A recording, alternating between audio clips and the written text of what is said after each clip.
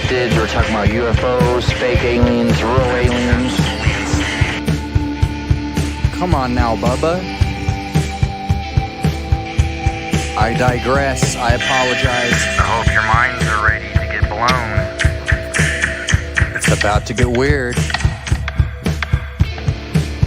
Let's get the show on the road. What's up, Bubbas?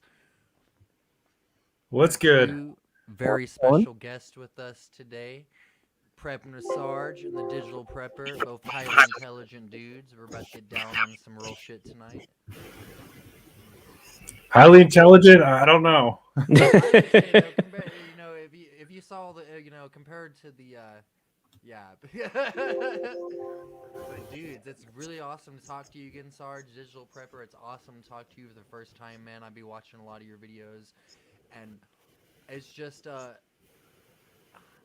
whole coming across you, man, has really been interesting because I feel like it's kind of like an ESP Mandela effect type deal or something like that.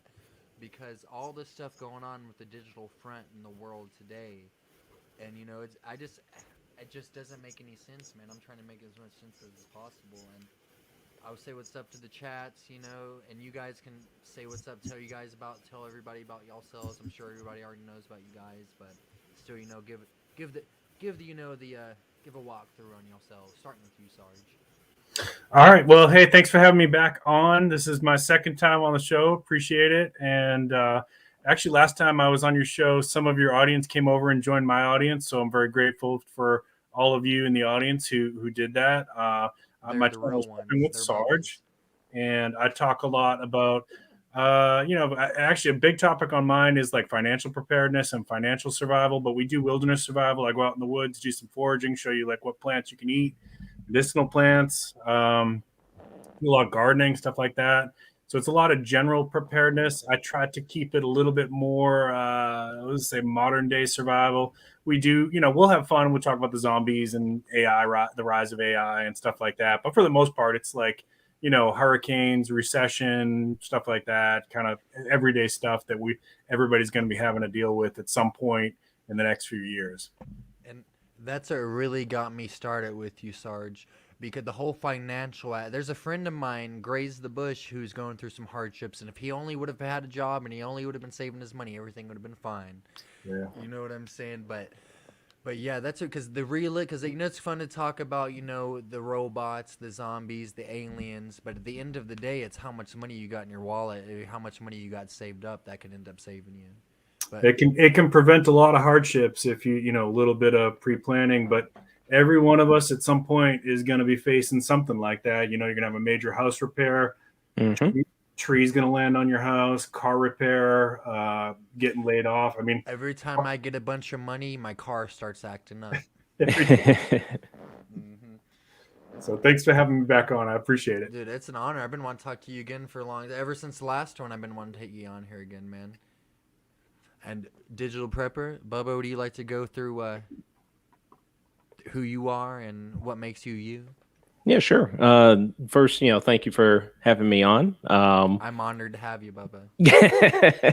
I mean, basically, what I've been trying to do at least is kind of look at prepping from a alternative standpoint. Just because the technology is evolving every day, and even I think in the future, it's just going to be more and more technology. So I'm basically kind of throwing out videos, talking about preparedness on a digital level, talking about things like cryptocurrency, like disinformation, like what to do if you've been compromised, and other kind of like news standpoints as well. Yeah, pretty much. Can I ask you a quick question on that crypto? Yeah, of course. Do you feel like they're trying to push for an only crypto, like only like a digital currency, like within the next 5 or 10 years? I feel like there's a lot of commercials about crypto. If you watch UFC, you see a lot of their shirts will have a cryptocoin.com or something on it. I mean, I'm not gonna agree or disagree as to whether or not they're gonna make crypto like, kind of like replace cash in the next few years. But I will say that I think that they are, kind of pushing for it to be a little more mainstream. I was reading something. They're even, they're trying to put more, what do you call it? They're trying to put more like rules and such, like taxes and stuff on cryptocurrencies. So yeah, that's something. There was no kind of regulations on it before? Yeah, not necessarily. You just kind of got Bitcoin, and you currently can kind of do whatever you want with it. And I guess they want to, like do things like tax it and other kind of stuff with it. I heard that back in the day that you could buy Bitcoin, like back in 2008, 2009, you could buy Bitcoin for $500 or something like that. I mean, imagine, like, yeah. Like now, that's how all these people like Steve will do it. That's how he got his money, and that's how a lot of these man. Yeah, I always say, if I could go like back in time and tell my Silver prepping grandma. And tell like my my like 14-year-old self to do one thing is just get one Bitcoin, just one. That's all we need. Straight up, they're worth about like 50 grand right now, 80 grand, between that range. Yeah, it's hovering around like 48,000. Mm-hmm. Did you, Pilgrim? Do you trade any cryptos at all? No, I wish. I'm on Robinhood a little bit. I kind of got a couple of stocks here and there, but nothing like worth mentioning. I might have to get with you more on that. I've been trying to learn more about this because my buddy, he's got an all right amount of money from trading stocks and getting into the stocks, and his dad did too. And I listened to them talk about that. It's really got me kind of messing with it. But oh, nice. I need to get into it more though. I want to get into crypto. Like I just gotta find that more. I could probably find me like 1/8 of a Bitcoin for like. Yeah, you can buy fractional, absolutely. Yep. I had avoided it. I'm big on silver and gold. I'm a precious metals guy more than anything, and of course I do some other stuff. I do passive income stocks and dividend stocks and S&P 500 kind of stuff. So I avoided crypto for a lot of reasons. I mean that probably could be a whole show just talking about why I didn't like it. And I finally decided I'm going to dabble with it a little bit. Just so the first night I was on, one of those Wall Street bets Reddit forum kind of places, and everybody's like pumping Dogecoin. It's like buy Doge now, and I'm like, what? What is Dogecoin?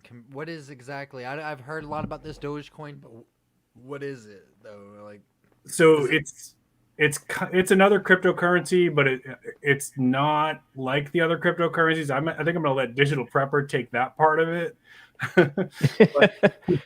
but so I said, I'll throw, I think $20 at it or whatever. And I told my brother. My brother's much more techie than me, and I told one of my work friends who we kind of we swap trading tips. Hola, baba. And like an hour later, it was up to like $100. Like it had went like up like 5 times and so I texted my brother, and he's like, "Yep, welcome to cryptocurrency. See what it is in the morning," and it was like back down to $20 the next day. So I would say anybody getting into it, just be aware that it is extremely volatile. It does not behave in other stocks. Like if you bought Coca-Cola might go up a couple dollars here and there. Even if we had a big crash, it probably is only going to drop like 10% or whatever. But cryptocurrency can double. It can half in a really, really short period of time. Yeah, Dogecoin, because there's many different kinds of cryptocurrencies. And ironically, Dogecoin actually started off as a joke, making fun of cryptocurrencies. And I guess people figured out how to take advantage of it and make money off of it. See, I wish I would have been able to be part of that. What was up with that whole Robinhood GameStop deal? I still don't understand that fully. I heard they was making like hundreds of thousands.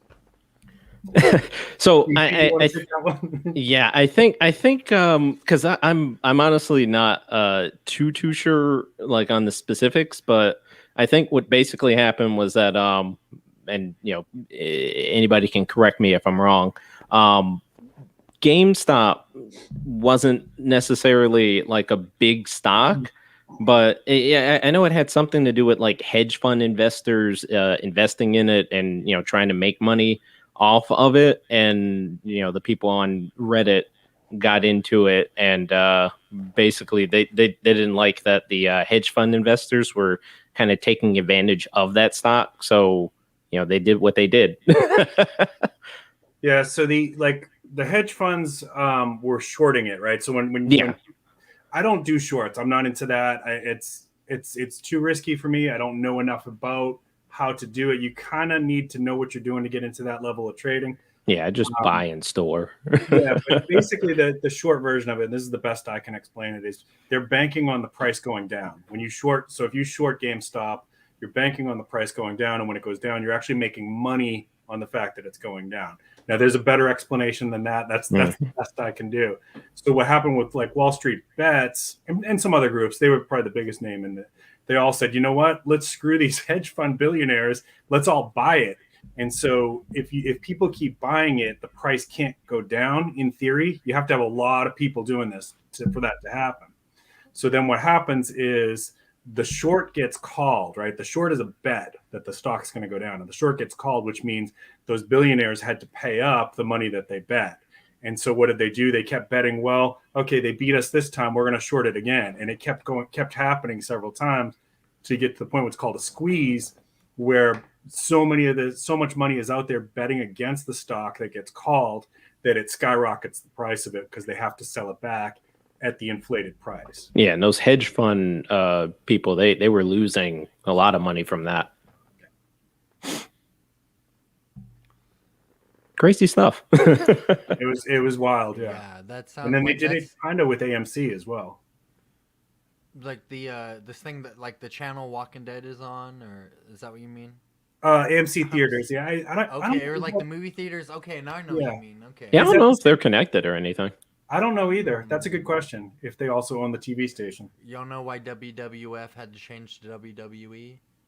Is because the World Wildlife Federation had the name longer, supposedly, I guess, and then they got switched around. But wow, that's crazy, guys. That y'all listen. I definitely like to get more. You have? Are you into stocks at all, Digital Prepper? Yeah, I own a few of like the kind of like dividend kind of stocks, like Coca-Cola, Apple, stuff like that. I know a lot of people because like when I actually made the video that I made about cryptocurrency, I had a few people comment on it and go like, well, yeah, I mean, cryptocurrency isn't necessarily going to help you, in terms of like a what do you call it, like a hurricane or something. And I don't invest in cryptocurrency kind of for that reason. And I agree with that. That is fair. It's not going to help you in terms of if a hurricane comes over and blows all your stuff away. But at the same time, it's good to have in general, you know what I mean? I mean, it can kind of supplement what's on your bank account depending on how much crypto you actually do have. Yeah. So it's always best to have a little bit of cash in hand. What do y'all think the not the max, but I guess do you think at least $1,000 always just hidden to the side in case you need it for emergency? What do you think? I think at least for me 1,000 saved up, just as a part, not even a part of my savings, just $1,000. It's like just like under the mattress. Exactly, something I don't even think about. Do you think I mean, more. Or do you think that's good? I think it would depend on like it really, because I kind of like troll on Reddit a lot. I'm kind of on there on the prepping subreddit a little bit. Somebody else asked that same kind of question, and the kind of like majority consensus that I do kind of agree with is that it really depends on where you're at financially, because like $1,000 to you might be $1,000 or might be a lot of money to somebody else. It might not be really any money to other people. So I mean, I would agree with you though. You should have at least some money stored under At the least couch or 50 something. bucks, y'all. Yeah, something. $20 hidden in the back of your phone. You have a phone case, you can take the phone off of Mm-hmm. All right. Yeah, $20 hidden inside of this thing, y'all. Yeah. I got $20 hidden in mine right now. I just use that as an example. Yeah, like at least enough to get like gas or to get food, just So many something. times I've seen people at gas stations, and I don't know if they was telling the truth or if they was lying, but they was saying, "Can somebody help me out? I need $10, $15, $20, and because I can't go back home, I don't have any money and shit. And I need to be able to get here. I don't have no gas." And if those people, I keep a gallon of gas in my trunk just in case, dude, always. But if people looked at it like also having the extra gas money with you, but that's I digress a little bit. My bad. But Pilgrim, can you go up a little bit on your mic? I was about to ask you guys. Let's do a test of my volume. I'm trying to get used to this. I just now got this mic, guys. Oh, nice. Let me see. There you go. Yeah, by chance this all kind of came across me. Yeah, so I think a good goal for people to start with is like, if you have insurance on your car, what's your deductible on your insurance? If you have a house, what's your deductible on your homeowner's insurance, right? Start there. So if that's like 500, 500's a good goal. Yep. If it's 1,000, 1,000's a good goal. And then try to go up from there. Like, can you get an extra month's rent or extra month's mortgage? And then if you do that, can you get 2 months mortgage? Just again, it does depend on what you can afford to do and what your comfort level is. I think at some point, like if you have $10,000 sitting in cash in your house, I would probably say, unless you've got a safe and a really good alarm system, that's too much. Yeah. If unless you got security that are working in your house, in which case, then hey, you're doing better than me. But you gotta. It depends on your situation, For the average person, minimum, I would say I would want people to try to get to the point where they've at least got their deductibles covered. That way, if you have an emergency, you at least got that piece of it covered. If you can expand out of that, then keep going as best you can. Yeah, I would agree on that. Oh, I think we lost you, Pilgrim. Saying sometimes it might take people a long time to save up even any amount of money. 500, 1,000, 10,000 bucks probably take me, honestly, to be real with you guys, 10,000 bucks probably take me about 4 or 5 years to save up. Yeah, and that's everybody's situation's different. Mm-hmm. I definitely, there were times in my life where if I had to pull an extra $20 together, it was going to be a real struggle. And I'll even admit, I'm guilty of not actually carrying much cash on me. So that's something that I'm kind of, like working on in terms of preparedness as well. Just because, it's easier to just pay with things with credit card or, just not cash. Yeah. See, my brother, who's a lot younger than me and is a lot more techie, he says he hasn't touched cash in years. He hasn't been inside a bank in, I think he told me, over 20 years. Yeah, I could see that.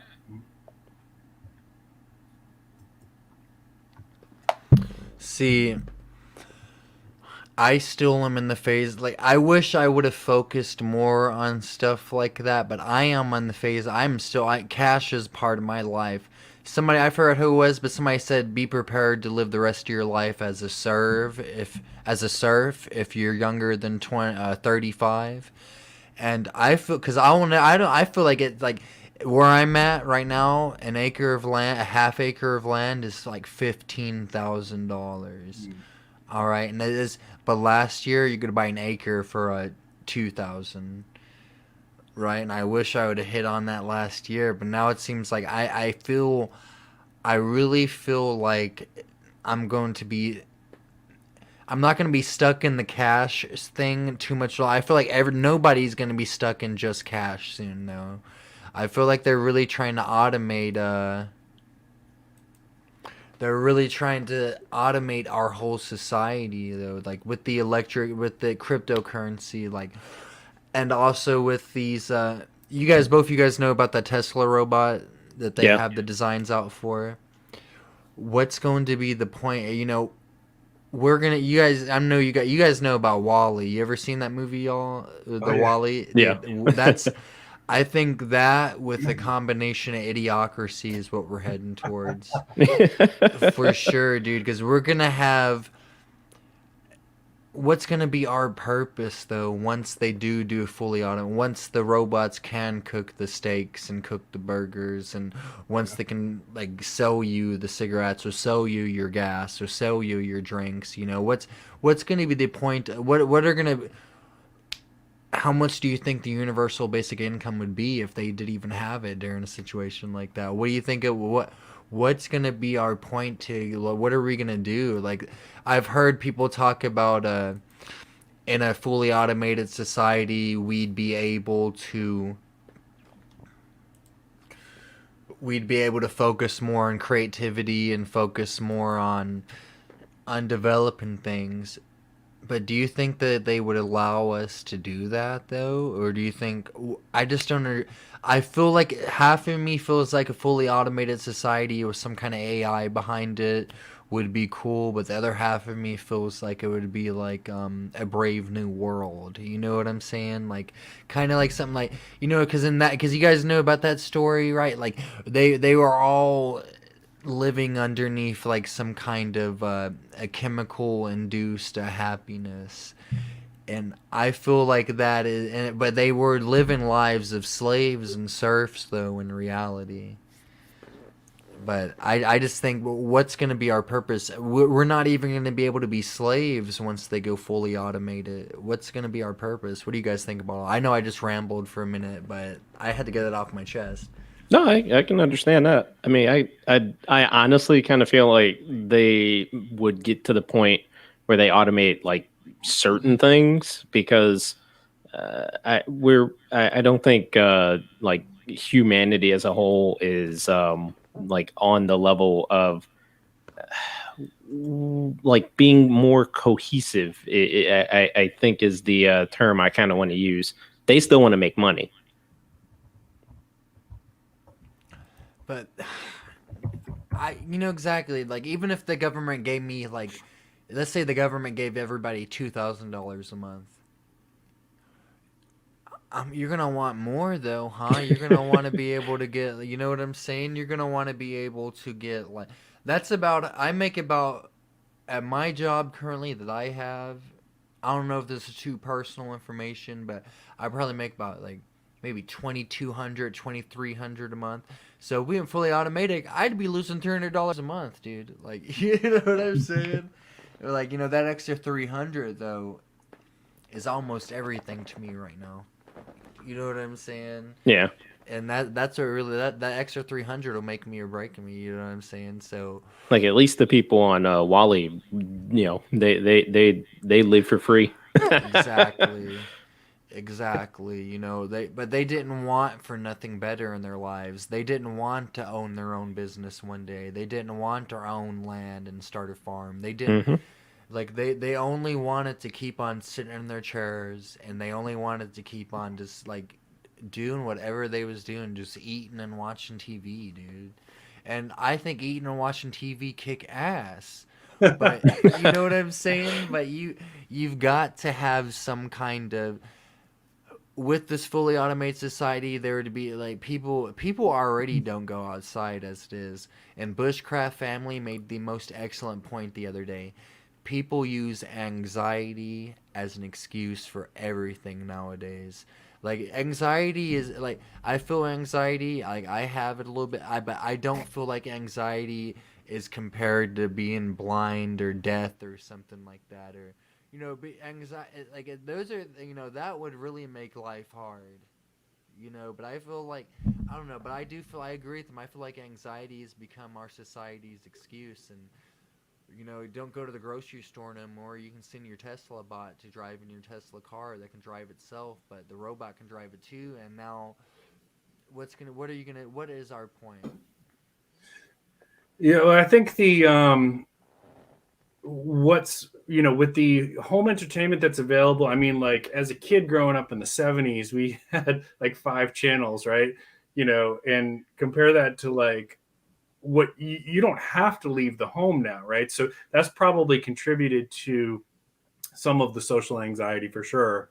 And then you take the health, not to get into words that will get us into trouble here, but health crisis that's gone on in the last year and a half, I guess, almost 2 years now. I think that's made a lot of people more anxious about going outside too. What that looks like down the road, that's a really, really interesting question. I want to backtrack though to your question before that. Like what does this possibly look like in the future with automation and stuff? I can tell you that like best case scenario, let's say that like 80% of people are displaced by automation down the road. I mean, this is not going to happen tomorrow. It's not going to happen 5 years from now even.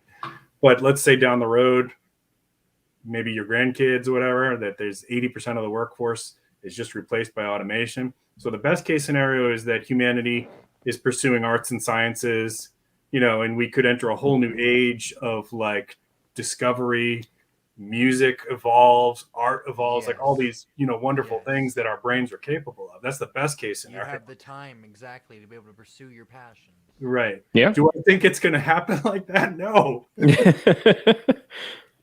I think it's going to be more like WALL-E, where like people are just like stupefied, and we're clicking through our 80,000 channels, and we've got a video game going. Well, actually, I already do this now. Video game going while the TV's going, YouTube's going, right? Like we're already there now. So let's say 100 years from now, where does that? I mean, I guess it's plugged right into your brain. Who knows? Yeah. But really, so you guys know I work in the field of mental health. I went to a training a couple years ago with a psychiatrist. It was about a medication. I don't remember which medication it was, but he said now the room was full of all therapists and psychiatrists and nurses. And he said to us, you therapists are funny. You think that happiness comes from coping skills like exercise and journaling and meditation. He said happiness comes from 3 things: dopamine, serotonin, and norepinephrine.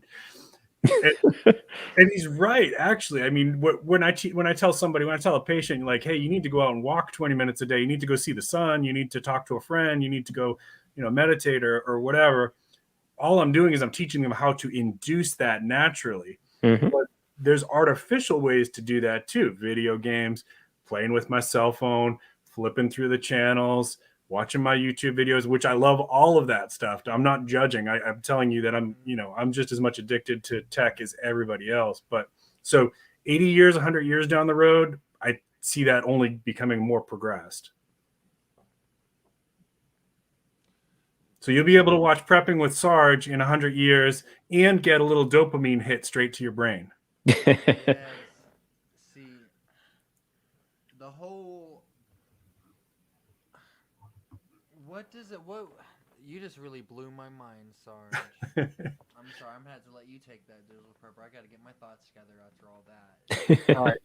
I'll go into that a little bit more, just so so dopamine, serotonin, and norepinephrine, they're just neurotransmitters. We have them in our brain. To really simplify it, this is really simplifying it.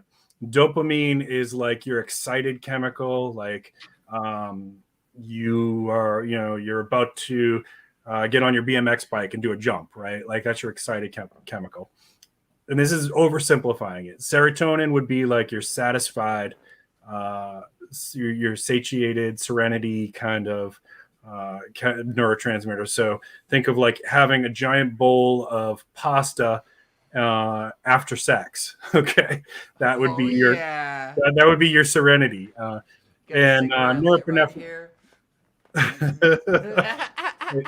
And norepinephrine would be like your adrenaline kind of. So the combination of those three together is all of your range of human emotions, from anxiety to happiness to fear, panic, all of the above. And some of us have shortages in certain areas, so we crave certain things, right? And certain foods will hit those neurotransmitters to some extent. Certain activities will hit those to a certain extent, and medications will help those neurotransmitters to some extent. But I think in the future, like, mastering that is going to be, we're talking about tech here. Biotech is also, a field, and believe me, they are in the field of trying to figure out how do we maximize somebody's ability to utilize their dopamine, their serotonin, their norepinephrine. Does that make sense? Yeah. Somewhat. I hope I'm not getting too technical there. No, I don't think so. I mean, I love the whole field of biotech, at least. I mean, there's so much that's that's going on in regards to that. With trying to, I guess, make the most out of kind of like our lives. You know what I mean? So I have a question for the two of you guys. If Yes, sir. Tesla bot was available tomorrow, if it was functional, like it could do, mundane tasks, everything from making you a turkey pot pie to mowing your lawn, and you could afford it, would you get one? I don't know. I think I'd wait for the Amazon robot. Exactly. If there was some shit that came out that could help take care of a baby or something like that, I'd get it right there, dude. Like, for real, dude. It'd have to be tried and true. It had to be proven to be like something that's effective. But I'd get it for something like that, honestly. But no, man, I feel like I would get it. Yes. To answer your question, yes, dude. Because, I don't know, man. I feel like that would just be a little too much. That'd be too much. I mean, That'd be too easy. That'd be too. People are. I already. We have it easy in this country, in the Western world already as it is. Like, I had this buddy. He was talking about how upset he is at things life, and I've been upset recently. And I was like, oh man. I saw some images that showed half and half. It would show an image of a child in America, and it would show an image of a child in like Africa or Afghanistan or some shit like that, mixed together. And dude, I'm so thankful for what I got, man. And that is I digress slightly. I get lost in the chat sometimes, so you guys might have to roll me back in every now and then. Yeah, I keep forgetting to check it. Grandma Prepper, I am a licensed therapist. I just saw your question now. And that is what really, Sergeant, that dude, that kicks ass. That is so fascinating, dude.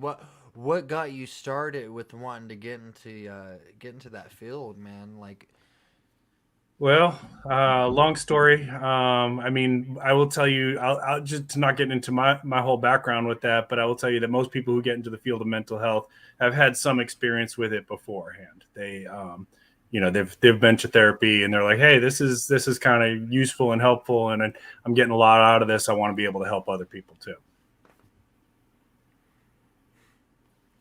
See, man. And I saw that you work at Amazon, you said, Digital Prepper?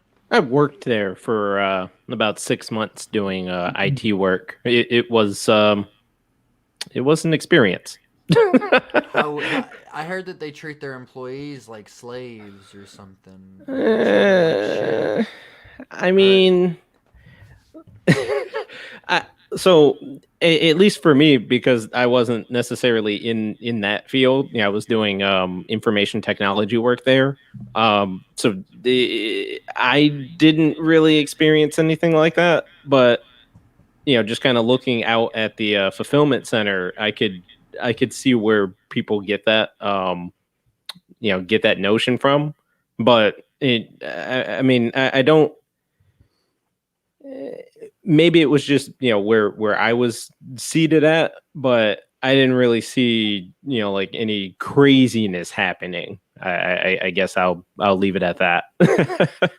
I'll say, just to throw in a little bit of defense for Amazon, I actually know a few people who work for them, and they actually tell me that they really do like their job. So it's going to depend on who you talk to.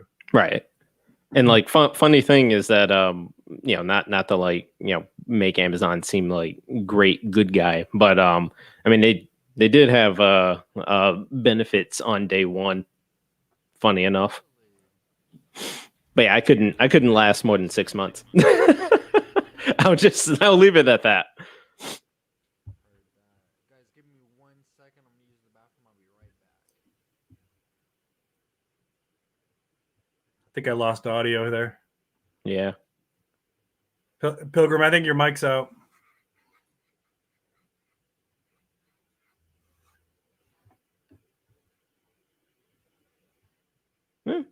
I mean, but going back to the to your question of would I buy the robot? Mhm. I mean, I don't know. I would want to say yeah, just because I do kind of like to be in the have that kind of experience with cutting edge technology, but at the same time, there are two types of artificial intelligence. You have the ones that we kind of have now with like the Amazon Echoes and the Tesla autopilot stuff. Mhm. And then but we're not on the point yet where we have like true artificial intelligence that actually kind of understands like what we're saying and can. It's not on that level yet, and I don't really think it's going to be on that level in even like the next 10 years, honestly. But it's going to be crazy when it is, because there's a lot of questions, a lot of like ethical questions that come up with artificial intelligence. I agree with you, and I when I talk about this with people, I tend to think that when the way they show it in the movies, right, is that like these machines have a line of thinking, a line of reasoning that is human-like, but I really don't even think it's going to even look anything like that anymore. That like then a hive of insects thinks like a human, right? They have their own way of thinking and communicating, and we don't even begin to understand very much of that at all. Or dolphins or whales, like it's a whole different way of thinking that's so foreign to us that we can't even comprehend it. And I think when machines achieve the kind of level that we're talking about of making its own decisions and that kind of thing freely, not with any restraints on it, not with any controls on it, right? It's not going to reason the way that a human does, and Nope. I don't even know if we have any idea what that will look like. Yep, I definitely agree with you. They're just going to have like that kind of higher level thinking that like you said, we're not really going to understand. And yep. Are you back with us, Pilgrim? Yes, sir. I feel like I missed out on on a good topic and some good discussion. Just continuing the conversation. Yeah, man. I apologize. What was it? I was just talking about how AI will evolve, and I don't think we really have any clue, because it doesn't. Computers don't, to the extent that they can think, they don't think like a human thinks. They're programmed by humans, but they think in like ones and zeros and flashes of electricity. I heard that they used to charge like $200,000 a month to use a computer back in 1947. They didn't know how. They only knew how to execute commands back then, but they didn't know how to store commands, I guess. And they were talking about AI back in the 1940s. I don't know the exact names of all the people. I'll have to do more research into it again, but they're talking about that's what kept them. And I don't know exactly what that means by executing commands and storing commands. It's like what does that mean?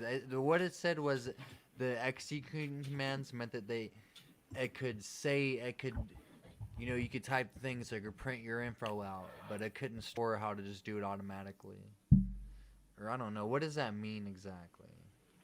If I'm not mistaken, I'm kind of thinking that you're referring to, like, on one hand you have a program like executing different kinds of commands like a calculator. So you open up your calculator, you punch in whatever numbers you need to calculate, and it just kind of does that. And then you have how do I word this? Then you have like just like the entire operating system, that we all use, Windows, Mac, whatever it is that you're using, and it kind of, for the most part, does a lot of the work itself. Like, you don't actually have to tell it to like do everything. Like you turn it on, it kind of opens up whatever programs you need to open up, puts on your desktop with your wallpaper, all that kind of stuff. If I'm not mistaken, I think that might be what you're trying to like refer to. You put that very eloquently into words, Bubba. Yes, sir. Dude. Yeah, So- man. DP, have you ever messed around with any of those AI chatbots that they'll throw out there periodically to experiment with? I have not personally, but I've seen like what do they call them? I've seen like scam baiting, like YouTube channels utilize like those chatbots in like text conversations, where they'll type in maybe like the first like couple words, and then the AI bot like creates this whole elaborate story that they go back and forth with these scammers on, and just to kind of waste their time, because they're kind of scum anyway. But yeah, I mean, it's kind of funny just to see how I guess realistic some of these stories are, just from putting in maybe like 3 words. It's a little crazy. Just like Bacon had mentioned, AI can think faster than humans. But yeah, I think I would agree with that. They're not necessarily as creative as we are yet. Yeah. So I was actually what I was referring to was periodically, like I know Google had one, and I think Microsoft had one, and Facebook had one. They'll create these like beta programs where it's a chat bot that you can interact with, and it'll respond to you, and like you can ask it questions, and it'll ask you questions, and it becomes like your digital friend, so to speak. There was one that Twitter had out, which I guess would have been probably Google, probably owned it, called Tay. Are you familiar with that? I don't think I've heard of that one. Okay, so you guys are going to want, and people in chat, you're going to want to look this up later. Tay had to be unplugged within, I think it was less than 72 hours, because basically Tay had become a racist. The way that the programming was written was Tay was designed to become like a social media bot. So it was, people could type to Tay, and she would respond back to you. And then depending on how many likes or retweets Tay got, she interpreted that as people like this. You could see where that started to go wrong, because people would get Tay to say something like really awful. And I mean, it was, you can look up, I'm not even going to go into it, you can look it up afterwards. Really terrible thing. How do you spell that? Tay? Yeah, it's Tay. Funny enough, I'm looking it up now. It's Microsoft. It was Microsoft. Yeah, it was Microsoft's AI. That I in looking it up now, I think I vaguely remember this. This is terrible though. Oh, it was horrible, and of course they had to unplug her. Mm-hmm. But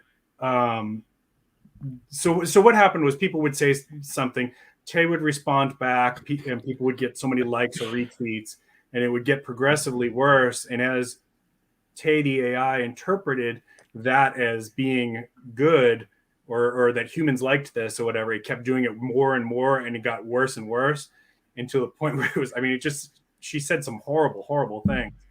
And so they pulled the plug on her. But I think what's interesting about that is it raised some really interesting questions about the ethics of that. Like, obviously, Tay's very rudimentary. It wasn't human. It was programmed to do a thing. Mm-hmm. But think about the future of that. Like we create something down the road, we let it go, and we want it to develop its own personality. And then we say, oh no, we didn't like what it had to say. We pull the plug. So a lot of people got up in arms about this and said this wasn't right, even though, I mean, we're talking again, like very, very rudimentary AI, not real AI, not true AI. But people said, you know, you had no right to unplug Tay just because she was saying these awful things. Tay was evolving, and that was true. Tay was evolving. Yeah, in a way. In a way.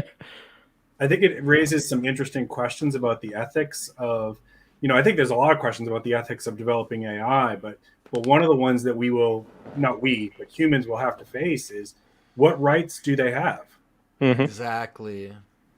If they're intelligent, if they feel pain and emotions of some kind, how can you force them to just work all the time, you know? How can you force them just to do what you want to do? Another thing, can I ask you guys this, though, too?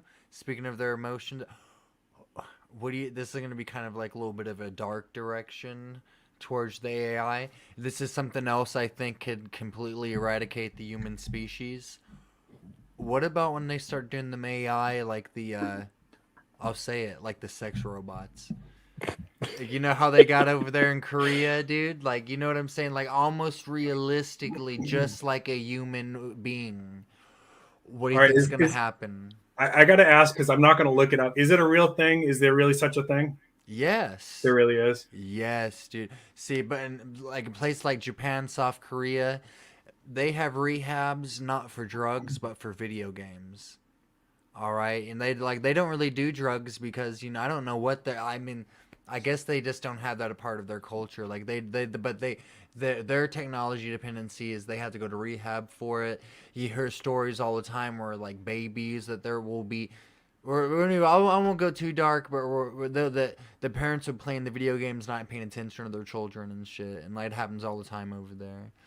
But I kind of went a little squirrel just now, but they have problems with the I really feel like once they start have you ever seen what's that movie with Arnold Schwarzenegger where he was a clone and his friend had a AI that was in his apartment that was like his girlfriend or some shit, but it was like only at his apartment? I don't remember it. Yeah, I don't recall that one. Check it out. Y'all need to check it out. He was a clone. I'll send y'all both the name after whenever I figure it out. But I really feel like that is gonna, and that kind of goes, I'm gonna ask you one more question too, kind of like linking all this together. The rise of AI is also coinciding with the rise of anxiety and social anxiety disorder, dude. For real, dude. And I feel like what do you think is the cause of it? I don't feel like people had anxiety like this back in the 90s or the 80s, you know? Do you think the technology has caused the anxiety? What do you think has caused all this anxiety, Sarge? Yeah, I think that's an interesting question. That I think I can only theorize. I don't have any hard data there, but you know, one thing I know for sure, this is pretty well researched, is all of the technology is jacking up our dopamine. Like, it's doing other things too. It's messing with our attention span, and that's, you know, there's pretty good data on that too. But it is jacking up our dopamine, and it's conceivable. I can't say for sure. I don't know, but it's conceivable that would affect anxiety. So even like the blue light from the screens, you know, there's a stimulating effect to the blue light. And by blue light, for people that don't know what that is like all your electronics have a blue light spectrum. Your laptop, your phone, even your TV, I think, is on blue light spectrum. And think about how much time per day each of us is spending in front of that. Even if I'm not using it, like at my work, I'm sitting in front of that thing. It's shining on my retinas 8 hours a day. And then I come home and I'm YouTubing and, and then I'm sitting in bed and I'm scrolling and all this stuff. So it's like a nonstop blue spectrum light that's assaulting your eyes, and it has jacked up our dopamine. That's why one of the reasons why people are so addicted. Mm-hmm. And that's even why, even like now they have it. I think most like newer computers and new phones, they all have that setting that you can turn on to have like more yellowish, dimmer kind of non-blue light on your phone when the sun goes down and such. It's kind of funny. Thank you, Stuart's prepping. Oh, it's a 6 day? Okay. Yeah, y'all check that out, dude. That movie is worth the watch, y'all. That rings a bell now that he said that. Yeah. He lifted his eyelid down and it had like 3 little dots on it, and he was like, oh. But the acting is not necessarily that good, but it's still a badass movie. Like many of Arnold Schwarzenegger's movies that he's in, the story is good. You have to look past his acting. The story as itself is awesome. Now, do you guys watch Black Mirror? Yes. Do you watch it, Pilgrim? Dude, yes. My favorite episode is the one when the 2 dudes who are buddies and they both played the fighting game Street Vipers. I love that show. Yes. So for the audience, if you haven't seen it, it's on Netflix. It's there's 5 seasons, but all the seasons are like super short. I'm not all the way through it, but there's still some I haven't seen either. It's all like it's like an alternate universe Earth, right? But it's very similar in many ways to our Earth. And people are addicted to tech, and it kind of shows you what could happen if we go further down this path. I will warn people: there's some really gory episodes and some really, really disturbing episodes. Mm-hmm. I would say think like futuristic Twilight Zone. Yeah, exactly. Yeah, and it just occurred to me. I know this is going to sound really stupid, but I didn't get the relation. Black Mirror is actually that's your phone. When you look at the phone when it's turned off, it's a black mirror. Huh. You never got that either? No, I never. No. I heard that before though myself. I had actually read that before on the Wikipedia page of it and shit. Like I'd looked into it and shit before because that show. I had looked into that show so deeply, guys, that it had really blown my mind, Sarge. Yeah, I'm enjoying it, but it is like that disturbing. Show. Have you seen the one with Miley Cyrus in it, guys? I haven't seen it yet. Don't spoil it for me. I've seen that one. I was actually gonna ask if you guys saw which one was it? I think it's called a Nosedive. The one with the I'll just say the one with the high tech social media. Where they like measure your success and how many likes or some shit you got, and that's how you get your money or some shit. Like, Yep. That was a really intriguing episode to kind of see that like your entire status just in general is based off of what other people think about you through social media, and it was just an interesting episode to kind of look at. Not too far off from reality. Yep. Dude, I think that could be added to that Wall-E reality as well, like the Wall-E world and the insanity, the anxiety-filled artificial intelligence ran society we're about to be living in. Like it's gonna be like I think. I kind of want to go back to because I I'm kind of looking at the chat as well. I saw that that Stuart had asked about Facebook's AI chat bots making their own language. Yeah, that one caught my eye too. Yeah, I didn't necessarily hear about that per se, but just thinking about what we were talking about with AI, kind of thinking on a little more of a higher plane, I guess, to kind of word it than humans. I mean, it wouldn't be too far off for them to create their own language. Not that that's not a scary thing to think about.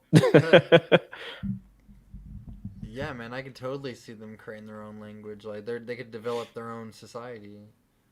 I remember something about that story. I don't remember the details, but again, I think it was a case of like humans had set up these two computers to talk to each other, and they started using more, I'll say, a more efficient way of communicating that the humans had not programmed them for.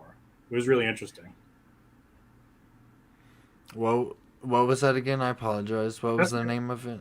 I don't remember what it was called. I think That sounds Spirit might be onto badass. it. Yeah, it was interesting.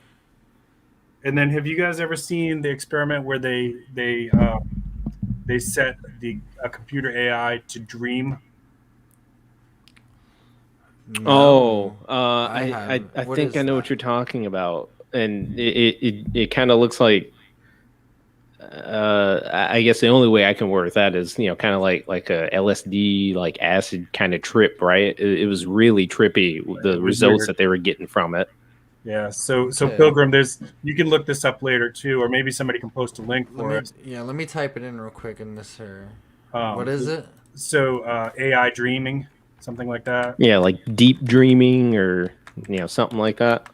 But basically, what happens is they Oh, showed. I mean, we're putting human terms on this, but they gave images to a computer and then put it into like a creative dream state where it could basically do whatever it wanted with the information that it had given, and it was creating this artwork that was like really distorted and trippy, as DP said. I just found a link right there. I shared. I was looking at a couple of the pictures. That does look kind of weird. I am.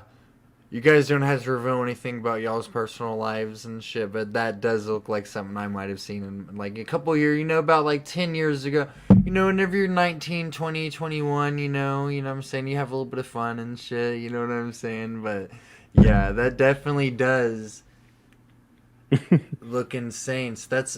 I'm gonna definitely do some more research into that, man. Yeah, if you can find the one with the hands, it was using pictures of human hands, but like, I don't know if I can find it for you.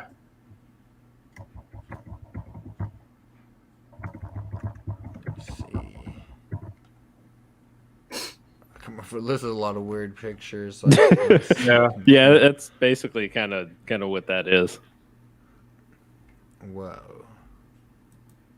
yeah, it's some messed up stuff, huh? Yeah, man. That's crazy, dude.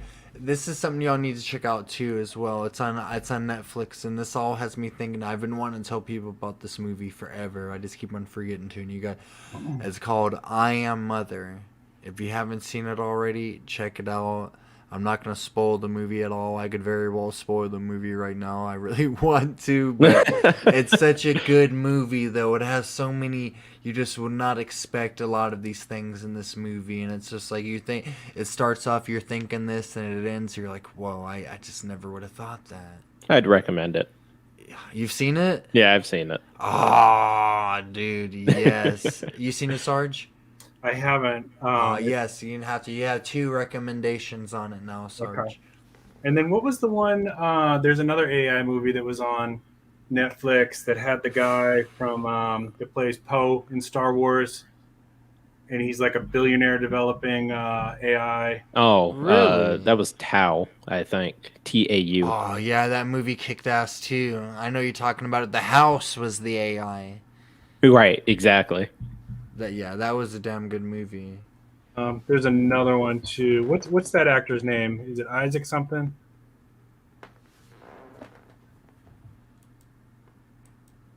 Hang on, I'm gonna work on it. We need to talk about Sophia too, or Sophie, or the AI. Which one is that? Is that the one from 2001: A Space Odyssey? It's Or that's Hal. Hanson Robotics. This is an actual. It's a robot, and they shit. bring it around to show off their AI technology. Ah, that one. Yeah, that one. That's the weird looking lady robot, right? And they sometimes when they interview her, they say, "What do you want to do?" She says, "I want to destroy all." Really? Does she say it joking, or does she say It's a joke, like? Is yeah. it? Yeah. That's But awesome. people dude. got That's really upset crazy. about it. Yeah, you know, people are gonna be saying, "Oh yeah, I've seen this. I've seen this this girl before." Yeah, in one of the interviews, Okay. the interviewer said, "Sophia, you don't want to destroy humans, do you?" And she says, "Okay, I'll destroy all humans." The Oscar Isaac is the actor's name, and the movie was Ex Machina or Ex Machina. Do you know what I'm talking about? Am I saying Oh, that? Yes. yeah, I've seen that one. That's a good one too. Yes, sir. That is a badass movie, dude. Speaking- The ending. What's up, Bubba? No, I was just going to say, speaking of which, like, I kind of want to know your guys' opinions on, since we were looking at the Dream AI stuff. I know that they have that, like, the deep fake videos nowadays. I have an opinion on them, but what's your guys' opinion on those? Scary stuff. That could be how the president. That could be how we see the president of the United States giving speeches. Basically, it could be. Pretty soon they're going to be able to bring back actors from the past. Like, let's see Clark Gable's newest movie. Let's see, Kirk Douglas in his newest film as a young guy again or some shit. You know what I'm saying? Like, I think they're going to be pushing that. I think that's coming. That's coming quick, dude. Yeah, I mean, they already have what do you call it? They already have like The age regression technology. No, I was gonna say the like musicians as holograms. Like Jimi Hendrix and Tupac. Right. They're gonna be doing Elvis soon too, and James Brown. Yeah, they're just gonna bring back everybody, and pretty soon they're gonna be doing that with that's why it's gonna suck, dude. But I think it'd still be cool to see some people that I ain't never seen before. Let me go ahead and open that up right there. Yeah, I was gonna say, are you able to show that on StreamYard, or will it get you a copyright? That link I just sent you. I can show it, but I've got to. We have to talk over it, right? Yeah, we gotta talk over. We gotta do that, but I've also gotta have my other screen connected. I was trying to get the cord for it tonight, but I wasn't able to get it in time, though. You want me to just throw it in chat so people can check it out when they're ready? Yes, sir. All right. So this is Sophia the robot that we were talking about a few minutes ago. Guys, we got Into the Foxhole with us. He's another badass, intelligent dude as well who can. You're kind of into the sort of the IT kind of like square of things, correct? You talking to me? Yes, sir. IT. Or the no, I got my terms mixed up. My bad. You're like into like the communications type shit, huh? Well, I'm not very much knowledgeable about artificial intelligence. I know you mentioned that computers, stuff like that. We're just getting heavy in artificial intelligence, dude. Yeah, I'm kind of a rookie on all that stuff. What up? So I thought I'd come in and say, hey, Hey, Into the Foxhole. How's it going? prepping with Sarge and Digital Prepper. Hi, guys. Yeah, both these guys kick ass, and you guys. Into the Foxhole, he's a cool dude too, though, for sure. He's had controversy on his past, though, for pouring ammo. Oh, yeah, casting lead. For casting some lead. Yeah. But would you guys be willing to take any questions from people? Yeah. Oh yeah, of course. How long you guys been chatting for at this point? An hour and 5 minutes. Okay, yeah, I see that on the my brother. Yeah, and if anybody else wants to ask any questions, feel free. Yeah, so while we're waiting on questions, going back to the deepfake stuff. Oh yeah, dude. I think it's conceivable that that's going to be used to frame people, blackmail people. It's there's always good and bad that comes from all tech. People can use it for good or for bad. Yep. And so just to kind of give an example of how somebody might do that, let's say you had a political candidate. Well, let's just say it's a mayoral race, not even like a presidential or congressional or whatever. It's just a mayoral race, and somebody gets a picture or handful of pictures of their opponent, their political opponent, and they put it together in this video of that person like kicking puppies or something like that. And then they leak that, and that's being, you can think of much worse than that, of course. They leak that out onto the internet for 15 minutes, and then it gets taken down, and then the candidate says that never happened, but it's already out there, right? It's like it's like when in the courtroom, when they introduce evidence and then the judge says that I'll not allow that, strike that, jurors, you pretend that you didn't hear that, but it's already in their head. Yeah, it's already in their heads. So are you saying falsify a video of the person kicking puppies, or not obtaining a real video, but just Absolutely. They could do that right now, actually.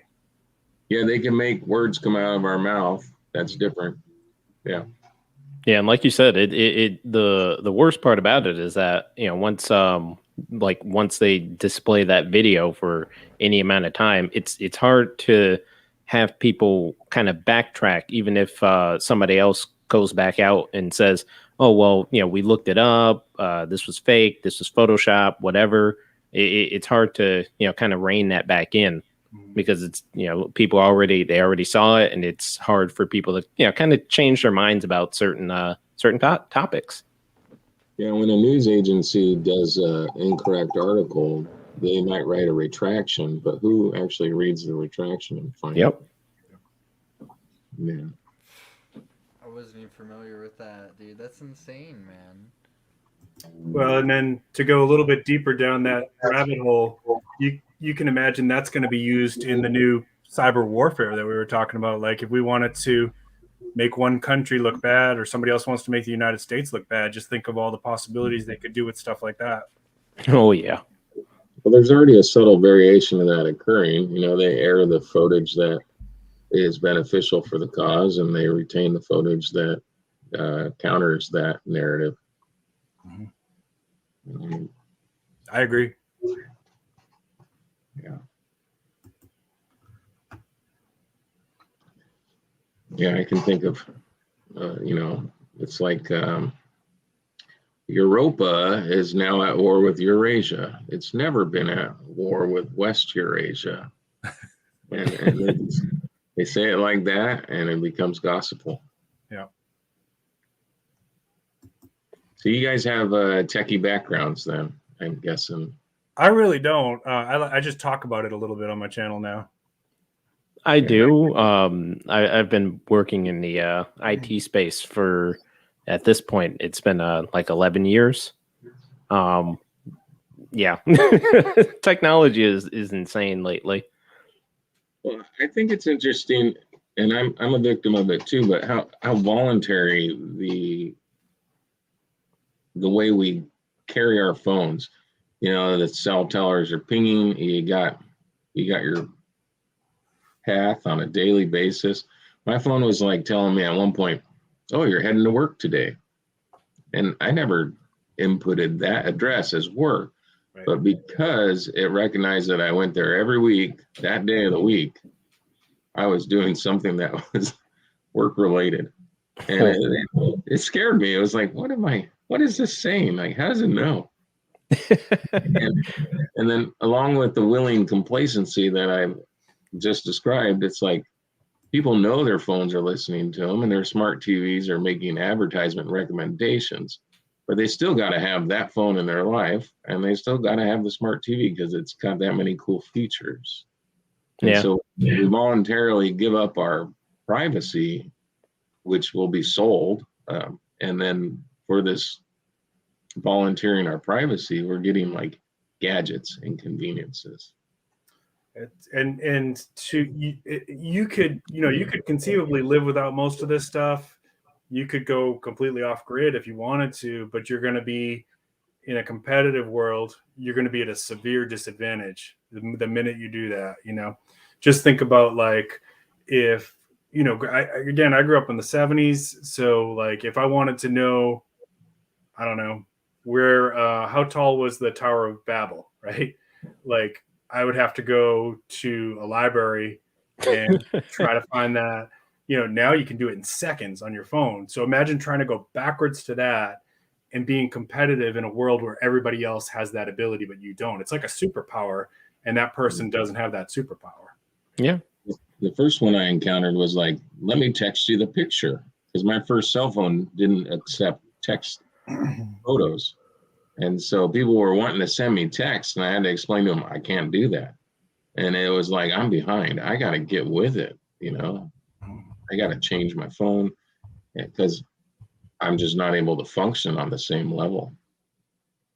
Yeah. And what's even more crazy is that, like nowadays, technology has advanced to the kind of point where your phone is the most important device on you for, I want to say, at least most of the people, just everywhere. Phones are that's how you communicate with people. That's how you conduct business. That's how you access your banking information, credit cards, pay bills, all kind of stuff. So, you never want to lose your phone. Yeah, it's amazing that it's still called a phone because it's way more than that. Mm-hmm. Yeah, it's almost like it needs a new name. Right. Like it used to be, if you lost like your wallet, then you were kind of screwed there. But now it's, if you lose your phone, for a lot of people, that's a really big deal. Yeah, all your contacts disappear if you haven't backed them up. Your favorite pictures. And it's good that they're making ways to back those things up. But that's also a concern that comes out of that too, because now you want me to centralize my contact information and all my private photos where it's possibly accessible by people that I don't want to have it. Yeah. Whether it's an authority figure or a malicious individual that's criminal, it doesn't matter. It's no longer this sacred piece of paper in your wallet with numbers. It's available for infiltration. To go back to the what we were talking about a second ago with the having that superpower advantage, earlier in the stream we were talking about like Bitcoin and things like that. So just that's an example of a financial advantage. So I do most of my trading off my phone. So if I, for example, let's say that I'm trading Bitcoin and it goes up 10% while I'm at work, on my lunch break, honestly, on my way to the restroom, I could make a trade. Yeah. And if you don't have that ability, you have to wait to the end of the day and the price might have returned to. So there's like a huge financial advantage to having that technology. So it's not so easy to say, well, I'm just going to go off the grid, unless you're going to go completely bushcraft. And it's, some people love that lifestyle. There are people who do that. I'm not ready to give up my comforts of tech, and if it's forced upon me, like some kind of horrible situation, like an EMP, which, that's a whole different story, and it's good to have some of those skills too.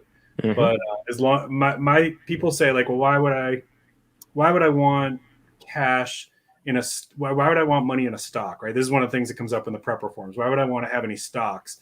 That's not going to be worth anything when SHTF. I don't know. What's your SHTF? Are you thinking only EMPs and zombies?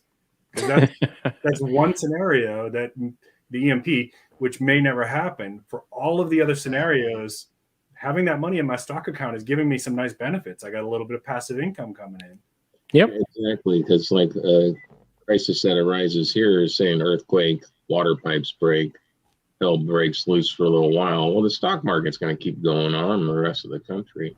Yeah. You need to grow your 401k. Yeah. John T. McGill, my brother. Oh, John, I'm sorry to hear that, man. Thanks. He always busting them pipes, man. That's a recurring thing with this man. Turn up your mic a little bit, Prepper. Pilgrim. That's a recurring theme with this, man. You guys hear me? I keep on getting an echo. You guys getting an echo off of me? No. No, we're good. Everything good in chat? 5x5, 20x20, 20x20. Hey, you mentioned cryptocurrency, and that's something I was kind of thinking about and trying to understand. How should this man start with that? How would anybody start with it if they're wanting to get into it now? Now everything's a little bit more expensive. I mean, you can do that you can do that any kind of way. I mean, at least for me, I know a lot of people nowadays don't like Robinhood, but at least for me, it's it's just a simple way to buy stocks, to like buy crypto, and just kind of have all that on a relatively centralized platform. But I mean, it's just easy. You plug in all your stuff and you just buy it from there. Just get started, and that's what's important is to get started so you're paying attention to the numbers, the patterns. Right. Mm-hmm. But what I was thinking about crypto was not how to get started, but like, how do I put this? A couple questions. Who benefits from crypto? Like the bankers. Why are they pushing it? As a consumer, why is it a better product for you to use? But who ultimately is benefiting? I saw this commercial, and it was for a crypto ATM. And the guy at the end was saying, "Isn't that cool?" It's like, man, you're trying to sell us on using your ATM because it's cool. Like, who the heck is benefiting from this commercial? Yeah, that is kind of odd because cryptocurrency just by itself is decentralized, so nobody necessarily owns the entirety of cryptocurrency. Like your bank owns the bank, but nobody really owns cryptocurrency. We all just kind of own a share of it. Yeah, that's a question. So nobody's making interest off of where your account is being held?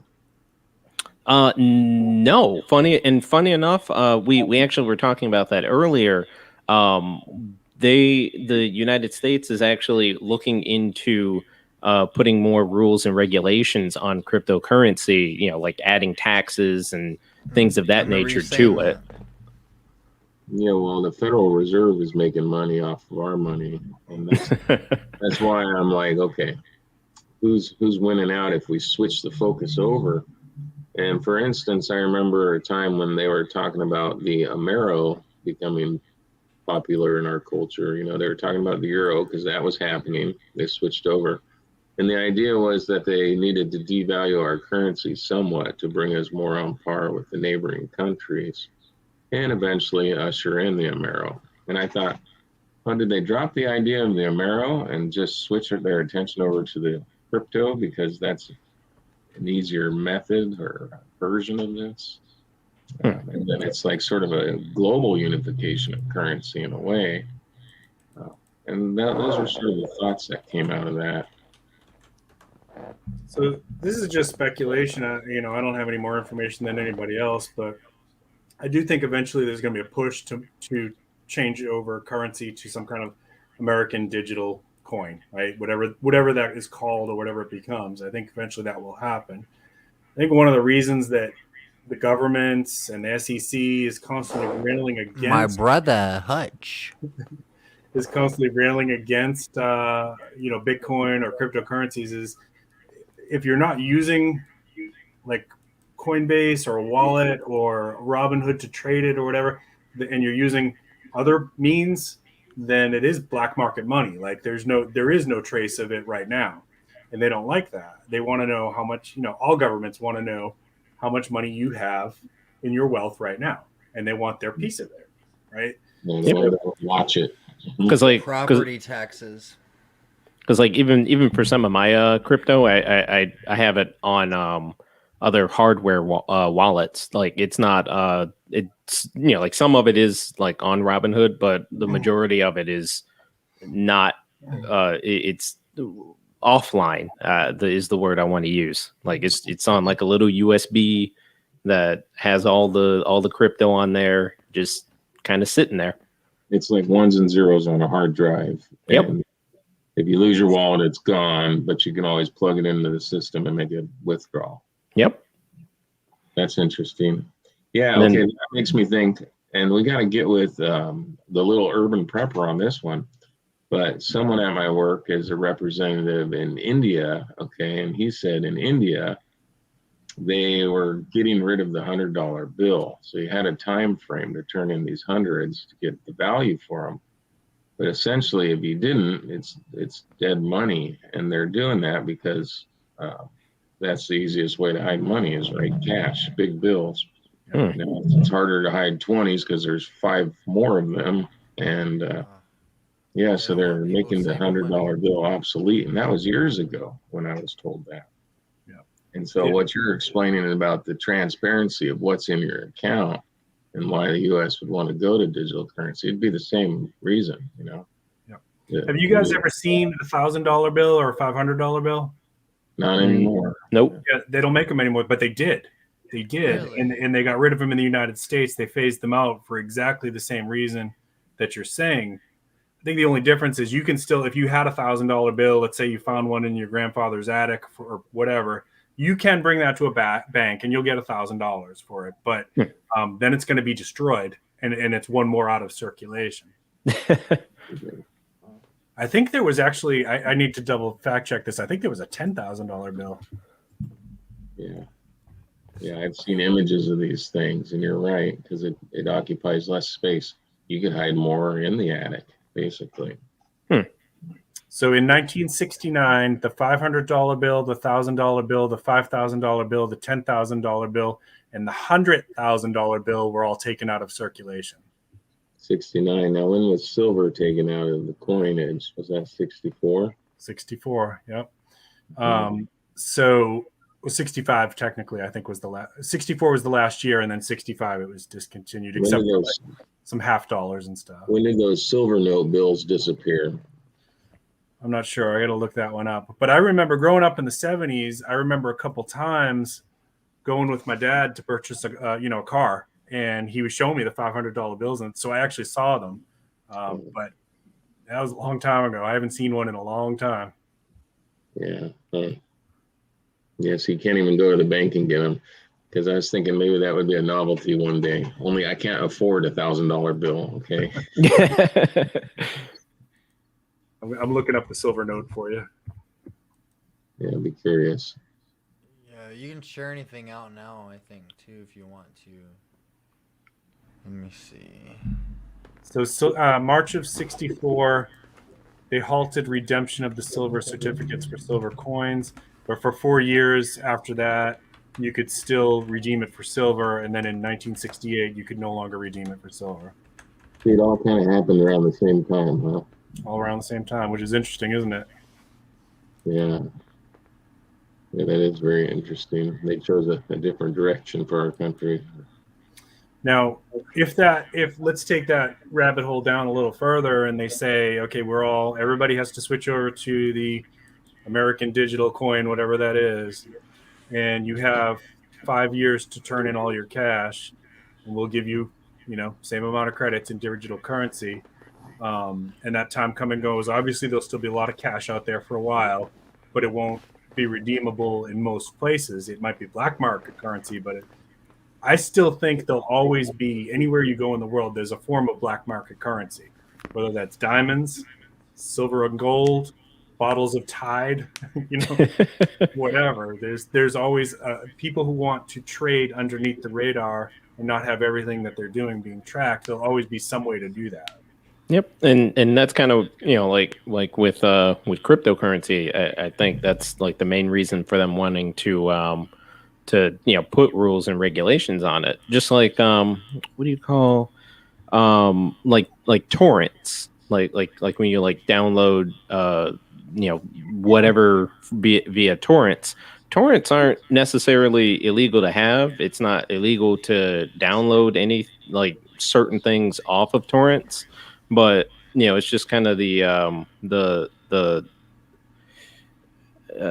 kind of like the how like the news and everybody else kind of have marketed torrents as this bad thing. Oh, you know, like you wouldn't download a car, you shouldn't download a movie type thing, that make torrents seem like a bad thing and seem kind of like a black market type thing. I think the same thing's kind of happening with cryptocurrency.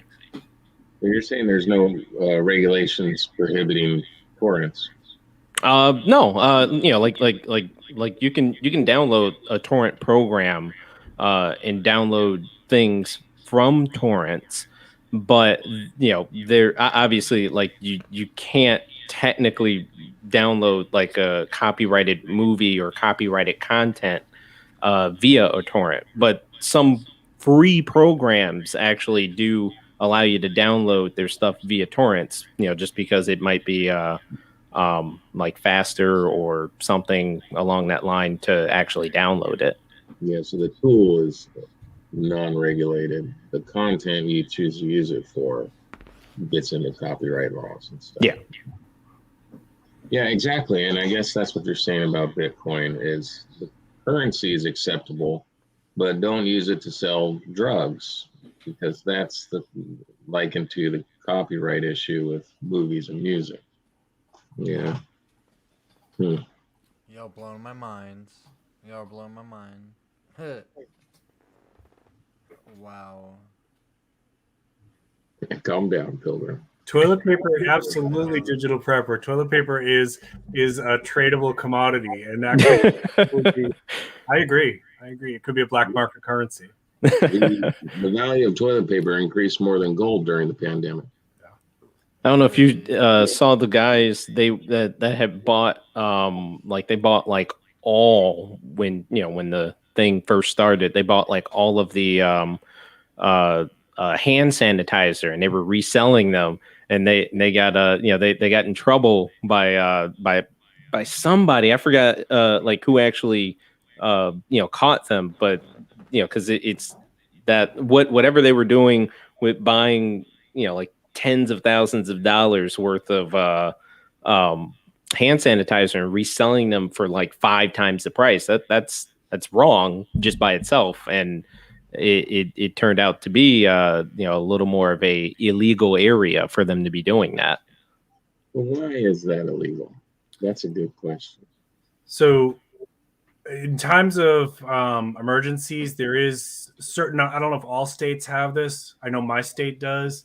There's laws that immediately go into effect when somebody declares a state of emergency that prevent price gouging. So the biggest one, for example, here in South Carolina, we get hurricanes like other people get rainstorms, and so if we didn't have those laws in place, all of the gas stations would be charging like $30 a gallon. And plywood would get more expensive because they want it for the windows. Yeah, so they have laws that immediately kick in when the governor calls a state of emergency. That I think they're allowed to raise it a little bit based on the market for the area, but they can't quadruple it or whatever these guys were trying to do with the hand sanitizer. Yeah, it was crazy. I remember seeing a picture of a storage unit full of like all the different packaging, like different size bottles. Like they just bought everything and anything, and it was overflowing out of the storage unit. Yeah, I remember seeing it. It is a good question from another standpoint, though. Like, why is it illegal? Like, really, are we, capitalism? If I have all the toilet paper, part of me says, even though it's ethically, I wouldn't do this, but part of me says, I own the toilet paper. I should be able to charge you what I want, Ethically, moralistically, it starts Straight to cross the line. But yeah, within reason, like the more you charge, the more unethical it is. But there's a balance between charging a little more, making a buck, and still being able to sleep at night or tell your grandma about it and not have her excommunicate you. No, I mean, I also, I agree a little bit with that, because it's, it's like if you have it and you've spent the money to buy all of that, then I mean, what's the because I know like Grandma Prepper right now was just talking about canning lids, they were selling on Amazon for a large markup, and I didn't. At least I didn't hear anything happening to people that were doing that on like Amazon. Yeah, well, that was happening with masks as well. Like, Yep. you go on Amazon, they're only available for the hospital. Sorry, not available. But you go on eBay, those sellers have them. You got to pay what they're asking, but they're available. So Amazon like drew a line. Like, it doesn't matter if you have them or not. We're gonna send them that way. But eBay was an open market. So Stuart mentioned the barter system. Have you all read Fernando Furfal's book, The Coming Collapse? I have not. So I'll get a link for that in a second for y'all. But basically, he's got a YouTube channel. It's his. I think it's The Modern Survivalist, and he lived in Argentina when their economy collapsed. And so he's written a couple books. He talks about like the barter exchange and things like that. And silver and gold did have a place. Jewelry, people would buy and sell goods with, grandma's heirloom rings and things like that. And other things too, though, like lipstick. He talked about at one point, like he had access to some tubes of brand new lipstick. Nobody else did. And so he was able to curry some social favors, if you will. Like, I need to talk to this person. He was trying to get out of the country, which he eventually did. But, opening doors by giving somebody something that they can't get anymore. It's gone. Toilet paper certainly would be one of those. Selco, if you guys are familiar with that, he was in the USSR when the USSR collapsed. And cigarette lighters, not cigarette lighters, lighters, actually became like a really sought after bartering item. Oh, interesting. I was going to say matches and lighters. What else was I just thinking about? Batteries. These are some of the things, especially if they got an expiration date.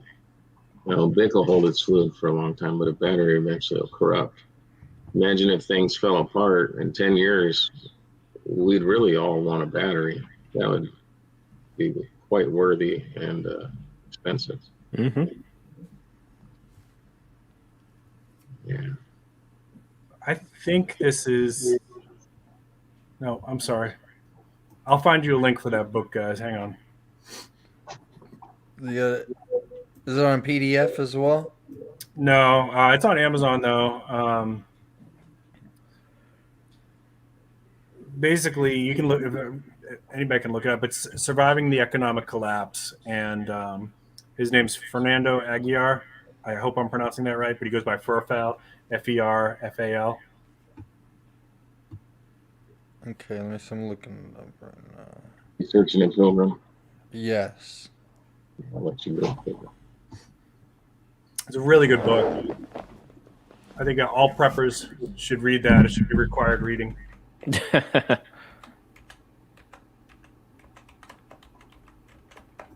So what would be like 3 or 4 things you would store to barter with in the future? Oh, can I go first? Yeah. Okay, it's gonna be dark a little bit, but I think definitely you're gonna have ammo. Then you might have like maybe drugs and alcohol. Then you might have a little bit of prostitution. You know what I'm saying? Like for real. Like you're like if you're like you could, that's my thing. And then the fourth thing, maybe like some kind. If you found some kind of water source of some kind, and that's an message. But I think this is really messed up to say. But I think there will be. It'll revert to a lot of dark prostitution kind of like shit. You know what I'm saying? Like, I think that'll be a commodity, because in ancient times, you look at what they did to each other, and you look at the temples, there'd be temple prostitutes, and you'd look at, it's just, people, your body would become a tradable asset. And I would, hopefully nobody would ever have to do that. But I'm just saying, if you find yourself in like a medieval style society and shit, what are you gonna do in a war zone? What are you gonna, I don't know. I might not have been able to maybe someone else could put that more eloquently than I did. But those are my 4 things. Well, I think you're talking about freshwater Exactly, source. And what I envision with that is not the source of the water, but like the purification method. So like life straws, not that it's a good device to like use as an example. There's better devices, but like if you had 100 pack of life straws and things fell apart, you could say this life straw is worth more than $20 to me now because they're here now and you need them. Yeah. And that's what I think of when you say water source. That's my thought on it. I forgot to add this. I've replaced water source with cigarettes or tobacco. My bad. Well, can you imagine? Okay, a cigarette smoker. How hard it would be to grow enough tobacco to smoke a pack a day. You'd have to make it into a special ceremonial type thing where you're hitting it out of a pipe or something. Yeah, because it's hard to grow enough food to eat all your food every day. And those tobacco plants are like fragile. Yep. Yeah, tobacco would be a good one. Definitely the luxuries, like you said, alcohol. Exactly. Any kind food, though, like I think if you don't want to become a marauder or a raider or something like that, like off of Fallout or something, you don't want to be doing like. But I think, dude, it's gonna be. You're gonna have to. If you don't want it happening to you, you might have to step outside your comfort zone, dude, and make it happen. You know what I'm saying? I don't know, dude. Like, or just mind your own business in that situation when it comes to something like that. Now, I don't know if I would like invest all my money in this item, but I could see it having some value. Clean socks, new socks. Like, yes. It's been hard to find underwear and socks and T-shirts. The supply chain has not opened back up yet for those. They're very sparse still, and we're over a year in. You imagine like if like our link to China disappeared and things got really rugged in the States, you having a pack of Hanes tube socks, man. Absolutely. I think so. I'm going to go outside the box here a little bit, assuming so you guys can imagine in my line of work, Foxhole, I'm a therapist by trade. So in my line of work, I do occasionally encounter some people that have been in the prison system, and I get some good conversation about what that's like and things that are tradable in there, which I think would be comparable, is anything that takes the population away from the drudgery of their existence, right? So if you imagine if we had a EMP but there's like some semblance of people or communities are trying to keep the looting down, and there's some kind of trade going on and things like that, but there's no more internet, there's no more video games, there's no more, all that stuff is dead, right?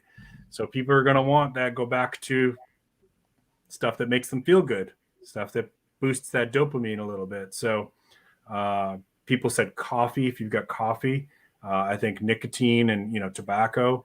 I think somebody who knows how to make alcohol would do very, very, very well in those circumstances. Yeah. They probably would need to use some of that to hire some protection. And I hate to even throw this one out there, but this is what I've heard: access to the old school types of pornography, magazines and things like that, because not everybody's going to be looking to get in bed with somebody, but they want that little dopamine rush that they get from it. So from what I've heard in prison, that's a very tradable commodity and has a lot of value. So the pictures don't even have to be that good either. Right. Yeah. From like 1965 or something like that. It probably would. Somebody would want it. Hey, your mic again, Pilgrim. Oh, dude, my bad. You got me now? Yeah, that's good. We rocking and we rolling. Now, I mean, like, I'm not necessarily thinking that there's going to be, like I know a lot of people think that there's going to be like EMPs or the coronal mass ejections from like the sun that's going to, wipe out all technology, all that kind of stuff. I don't necessarily. I'll say I'm not personally prepping for that kind of event happening, but to kind of go off of what Sarge was saying, morale is important.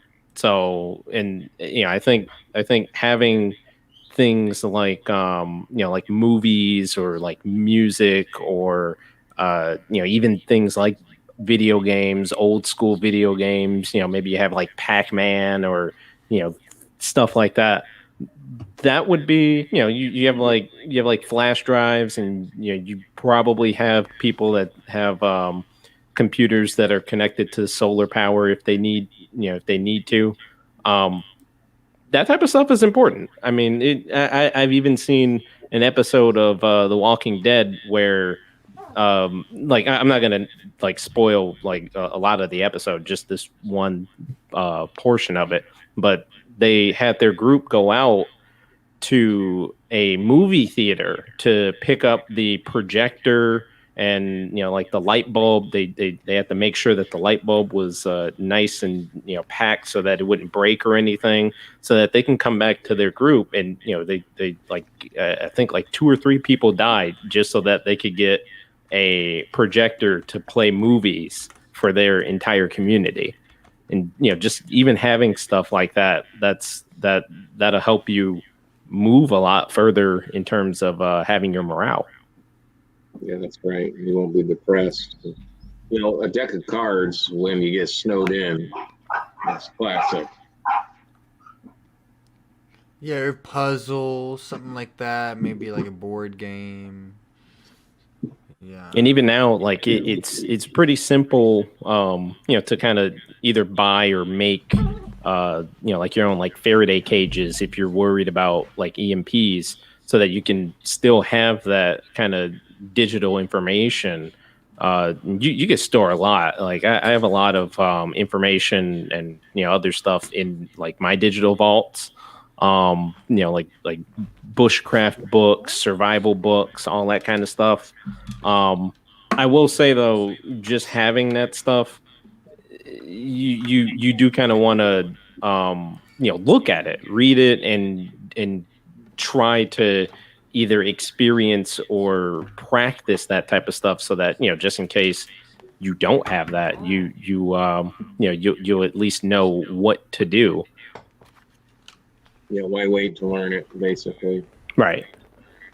But at the same time, you could still have like a flash drive and share that to other people and go like, yeah, here's a flash drive. I want to trade this wealth of information. It has like a whole bunch of different types of books and stuff on it for food. Because I mean, knowledge is worth something. Does a Faraday cage have to be grounded to a grounding line? I think so. I don't have one myself, funny enough. That's something I'm looking at getting. Yeah, nor do I. I honestly don't prep for an EMP, even though I was talking about that. Like, I prep for a blackout, and I can live without stuff. I also don't, as much as like EMP gets a lot of talk in the prepper community, it really does, especially on the forums and stuff. Mm-hmm. The nobody really knows for sure how damaging that would be. It's all speculation. Yep. There's some government tests, but they're really old. You can go and read those. And even like some of the experts that did those have said, we don't think it would knock out every car, every computer, every light post. That's not likely to be like it is in some of the books, like Going Home and things like that, where it like completely wipes out all electricity. Right. A lot of the experts say that's not really how it would probably work, but we don't know. Yeah, because like I was even reading something. Somebody was talking about mechanical watches, and I'm sitting over here looking like I have a Casio. One of those like solar powered watches, and I'm like, well, even if an EMP happened and it knocks out like my power to my watch, I'm just going to pop in another battery and see if that works. Or I have another watch with the battery unplugged and pop in the battery to that, and now I have a working, watch. Yeah, I don't think it's going to be as crazy as people think that EMPs are. I don't know. Yeah, we don't know, but I also don't think it would be as permanent as people think too. Mm-hmm. You all know how to tell the time with your chest. You ever seen this one? Okay. Say that again. Okay. When you want to know what time it is, and the EMP just took out your wristwatch. Okay. You find the horizon. Okay, and say the sun sets. Okay, the horizon will be this red stripe. Okay, the sun sets at 7 o'clock at night. So you put your fist out. Okay, and if the sun sets right here where you view it, that means you have 1 hour left before the sun goes down below the horizon. Have you guys heard that one before? Okay. No, I don't think I've heard that That's one. a first for me. Okay, and then each of your digits is 15 minutes. So if you got a little space in between, you can figure that out. Oh, okay. Yeah, now you can do the same if you don't want to look at the sun. You turn your back to it and you start where your eyes are, and then you follow it down to your feet, I think.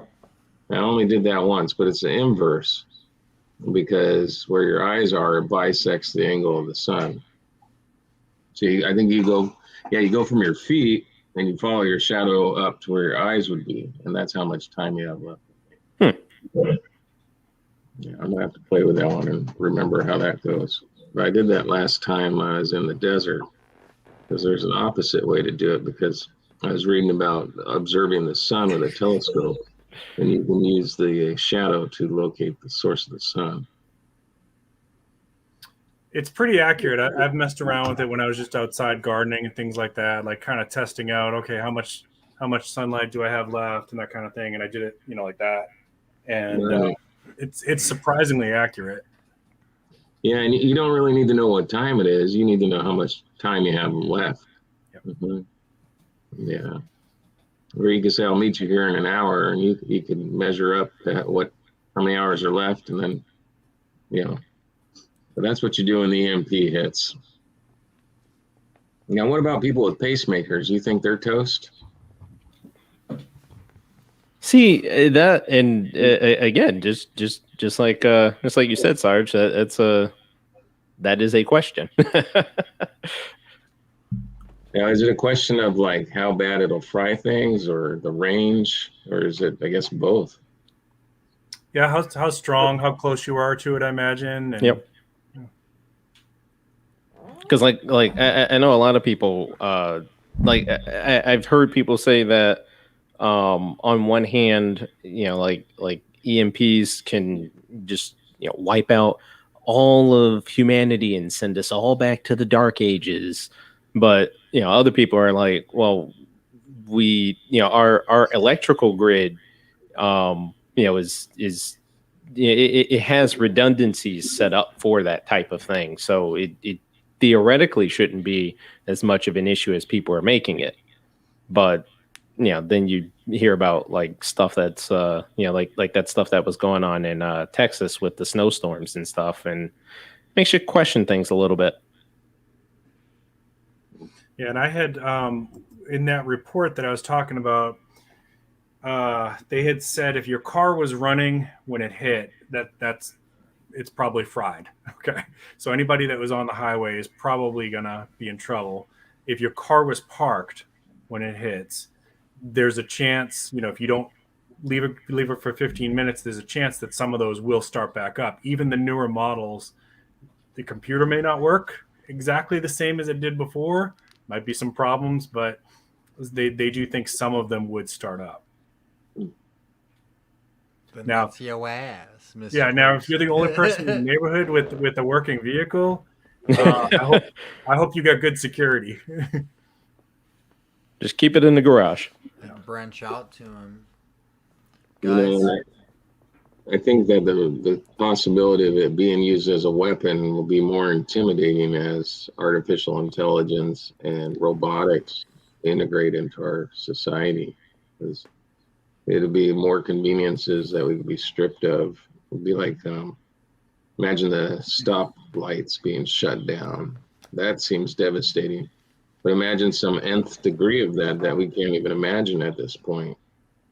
Yeah, I mean they even had kind of like off of the EMP stuff for a sec. Like hackers, they've had the hackers hack into the water system, like the water purification systems, and they were like adding various amounts of chemicals to make it poisonous for the people to drink it. I forget where that was. I want to say that was in Florida, but I could be wrong on that one. Basically, but that was crazy. Overdose of chlorine or something like that. Yeah. And another reason why I don't think we need to be so hyper focused on EMP, like if an enemy state wants to take out our grid, they don't need an EMP to do that.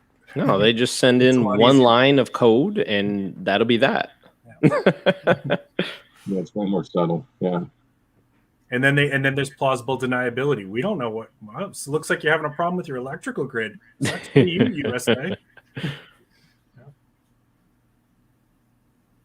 That's that. I do think that's the new war that is going to be waged for a long time. It's because it's all plausible deniability. You could take out a water system. You could take out electrical grid. You could just mess with, say, New York City's traffic lights and cause all kinds of damage. And we didn't do that. Prove that we did that. We don't know what you're talking about. Looks like you have an old infrastructure to me. Maybe you should have spent some more money on it. Yeah. What's the one thing you'd miss most if you lost electricity? Probably things like TV and movies. Honestly, air conditioning for me. That's a good one. Yeah. I'm thinking refrigeration. That's also true. Yeah. Yeah, because you're gonna have to figure out how to keep stuff good, cook smaller portions. Get you a root cellar. Guys, I hate to I don't want to cut it short, but I would definitely like to get us all back on again, and also different segments of us all talking to each other in different spots. But this has probably been one of my favorite lives that I've done. This is kick ass. I was a little nervous before we did this. Hutch is about to be going live in about 5 minutes, so I figure we might head over there or some shit and go shoot the shit with him. But yeah, what's his channel? Backwoods? No, that's Backwoods Prepper. No, that's Backwoods and Prepper. No, Hutch is Hutch Homestead. You guys, maybe one of the mods wants to share the link out to his live he's got coming up if they want to. All right, well, we'll see you there then. Yeah, I might be going over there and talking for a second. But you didn't answer the question. What would you miss most? What would I miss most? Yeah, if you lost electricity. These two over here, they definitely took two good answers themselves. I know. So I guess I would miss maybe listening to a little bit of music, you know what I'm saying?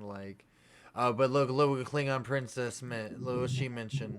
Straight up, that's the real shit right there. Yeah, I would miss my YouTube friends and shit, dude. For real, dude. How we came across each other. We all live in probably different points of the world, of the United States at least.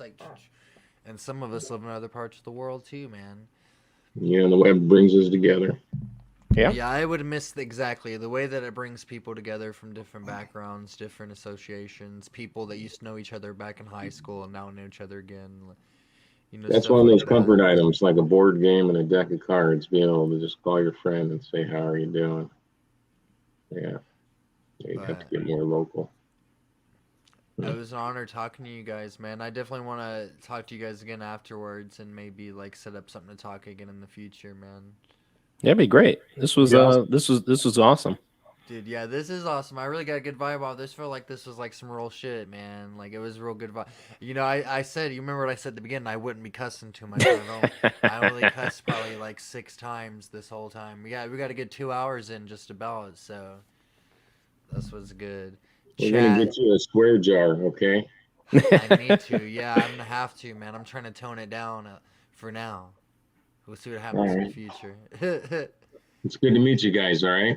You too. Good to meet you as well. You guys got anything you want to plug in? You guys got anything you got coming up? Any videos you dropping? Any live streams coming up soon? You guys want to talk about?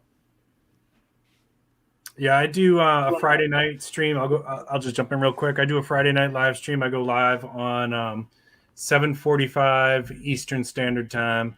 The Friday night prepper pre-party show, and we do all kinds of different stuff. We talk about survival stories, and sometimes we do current events. And actually, this Friday, I'm going to be talking about. I just got monetized this week, so I'm going to be talking about that journey and some of the things that worked in the process, and some of the stuff that didn't work.